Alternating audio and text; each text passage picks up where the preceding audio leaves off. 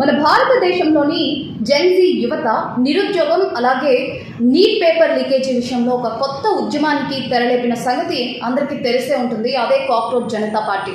ఇది సోషల్ మీడియాలో ఎంత సెన్సేషన్ క్రియేట్ చేసిందంటే ఇన్స్టాగ్రామ్లో ఈ కాక్రోచ్ జనతా పార్టీ అనే ఒక అకౌంట్ క్రియేట్ చేసిన 1 వీక్లోనే 2.5 కోట్లకి పైగా ఫాలోవర్లు వచ్చి చేరారు. అయితే ఇప్పుడు ఈ కాక్రోచ్ జనతా పార్టీ పక్క దేశమైన పాకిస్తాన్కి కూడా సోకినట్టుగా తెలుస్తోంది.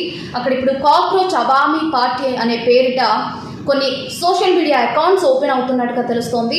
అదేవిధంగా వాటికి కూడా భారీ మొత్తంలో ఫాలోవర్లు వచ్చి చేరుతూ ఉన్నారు.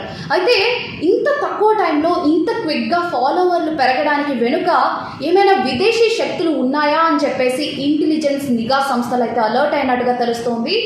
అయితే ఈ భద్రతా కారణాల దృష్ట్యా ట్విట్టర్లో ఇప్పటికే ఈ కాక్రోచ్ జనతా పార్టీకి చెందిన అకౌంట్ని అయితే బ్లాక్ చేసేశారు. దీంతో మోదీ ప్రభుత్వంపై వ్యతిరేకత స్టార్ట్ అయిపోయింది. ఇక్కడ నిరుద్యోగుల నోళ్లను మూయించేస్తున్నారు అని చెప్పేసి ప్రతిపక్ష పార్టీలు అయితే మోదీ సర్కార్ మీద విరుచుకుపడుతూ ఉన్నాయి.